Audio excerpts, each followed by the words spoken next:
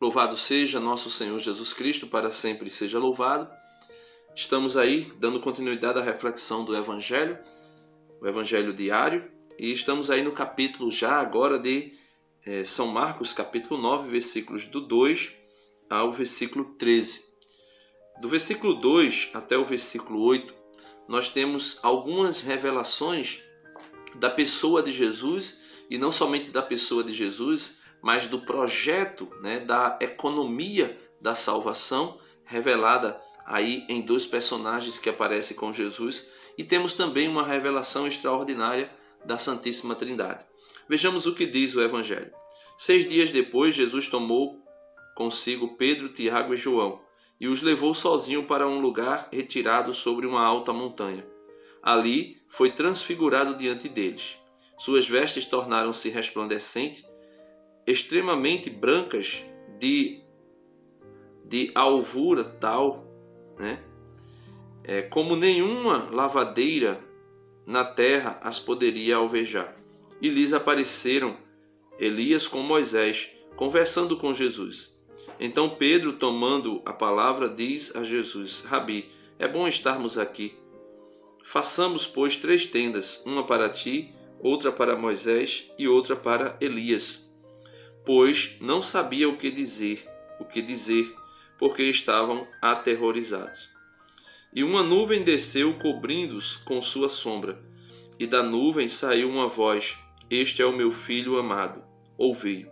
E de repente, olhando ao redor, não viram mais ninguém. Jesus estava sozinho com eles. Então, aqui existe uma riqueza de revelações que é feita nesse ato, nesse acontecimento que Jesus dá a graça dos seus 3 melhores amigos, podemos dizer assim, presenciarem. Primeira de tudo é que Jesus escolhe 3 pessoas específicas para acompanhá-lo. 3 apóstolos que ele já não chama mais de servos, mas de amigos. E são eles, Pedro, Tiago e João. Esses 3 homens viram a transfiguração. O que é a transfiguração? É Jesus revelar para eles a glória que ele tinha junto do Pai.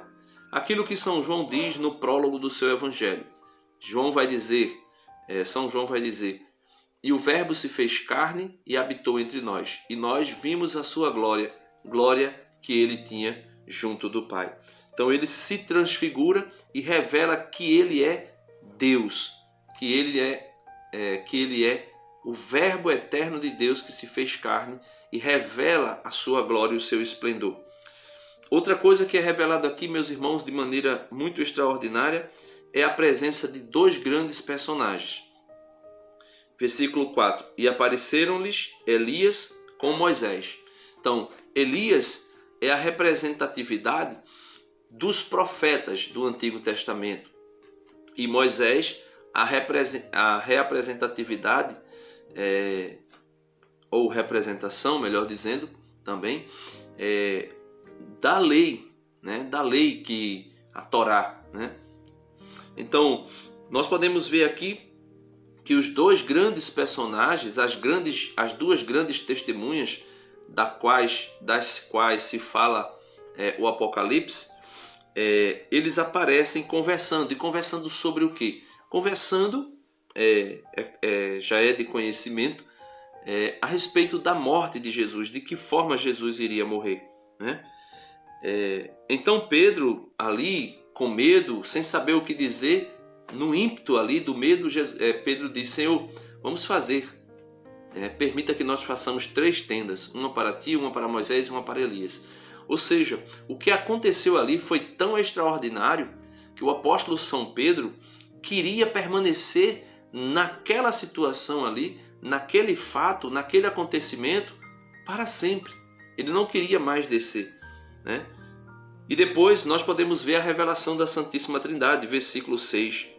Pois não sabiam o que dizia, porque estavam aterrorizados. Melhor, versículo 7. E uma nuvem desceu, cobrindo-os com sua sombra. Esta nuvem, os padres da igreja, os autores patrísticos, eles veem essa nuvem como sendo o Espírito Santo, uma imagem, né, visível ao olho nu, né, ao olho dos apóstolos, como sendo o Espírito Santo nesta nuvem.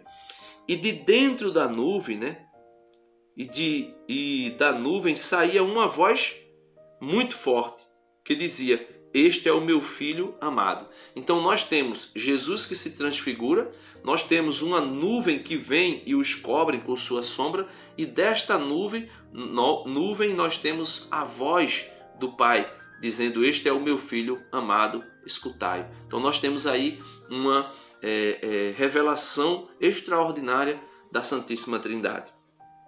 Só que a partir do versículo 9 até o versículo 13, acontece outras coisas e Jesus, né, vai dando as respostas que os apóstolos vão solicitando a ele em formas de pergunta, né? Ao descerem da montanha, ordenou-lhes que a ninguém contasse o que tinha visto até quando o Filho do Homem tivesse ressuscitado dos mortos. Então Jesus já dá um pré-anúncio da sua ressurreição. E ele diz: não revelem isso a ninguém até que eu ressuscite. Só que os apóstolos não compreendem o que Jesus está falando. Por quê? Porque ainda não tinham recebido o Espírito Santo. E no versículo 10 vai dizer: eles observaram a recomendação, né? Ou seja, eles cumpriram, eles observaram a recomendação, eles não contaram a ninguém. E perguntando-se que significava ressuscitar dos mortos.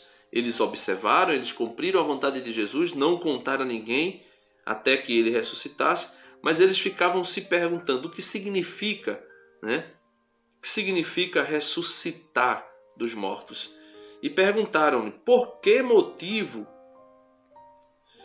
os escribas dizem que é preciso que Elias venha primeiro? Então, os escribas começaram a dizer: olha, para que se manifeste o Filho do Homem é necessário que Elias apareça primeiro. E Jesus diz, versículo 12, ele respondeu: Elias certamente virá primeiro, né, primeiro do que Jesus, para restaurar tudo.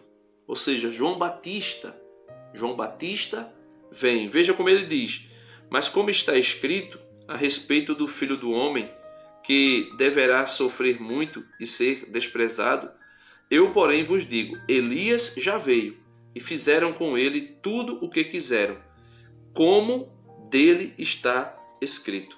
Então, Jesus diz que Elias já veio, só que Jesus não estava falando de Elias o profeta, que apareceu na transfiguração. Jesus estava falando de São João. Veja que lá em Malaquias, né, capítulo 3, versículo 23, vai dizer: eis que vos enviarei Elias, o profeta, antes que chegue o dia do Senhor, grande e terrível. Ele fará voltar o coração dos pais para os filhos e o coração dos filhos para os pais, para que eu não venha ferir a terra com maldição, com anátema.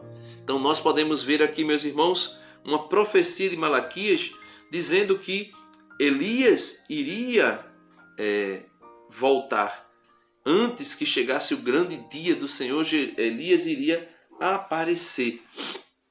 E Jesus disse que Elias já veio, mas se referindo a São João Batista.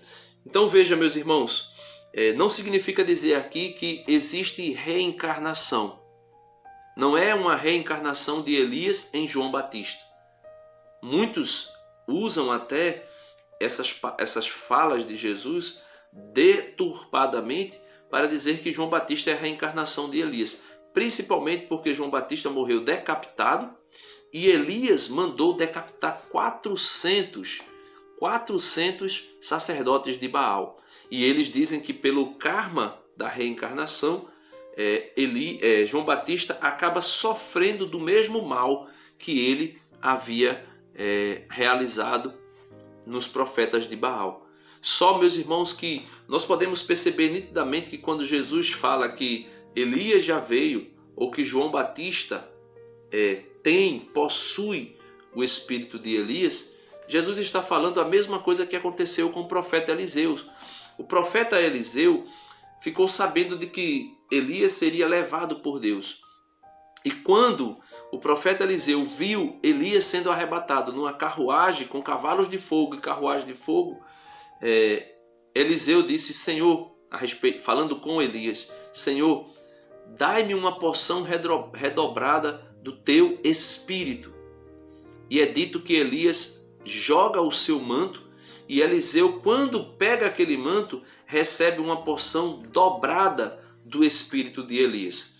Então veja, será que Elias, vivo, sendo levado aos céus, iria desencarnar, sair do corpo que ele tinha para encarnar em Eliseu em vida? Veja, Eliseu estava em vida, Elias estava em vida, mas Eliseu recebeu, a partir do momento em que Elias é arrebatado, uma porção dupla do espírito de Elias.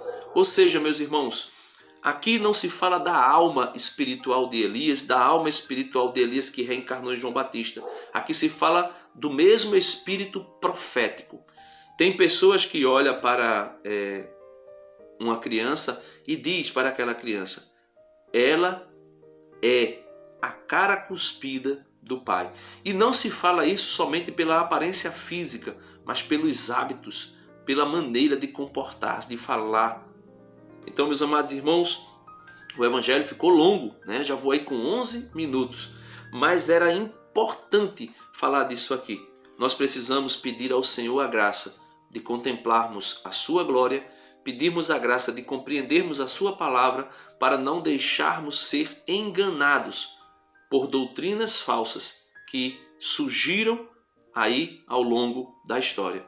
E nós precisamos compreender que quando se fala do espírito de Elias em João Batista, não se está falando de reencarnação. Então que nós possamos pedir ao Senhor a graça de confiarmos na sua igreja que transmite de viva voz a sua palavra e a palavra verdadeira, a doutrina verdadeira. Louvado seja nosso Senhor Jesus Cristo, para sempre seja louvado. Deus abençoe você e até amanhã, se Deus quiser.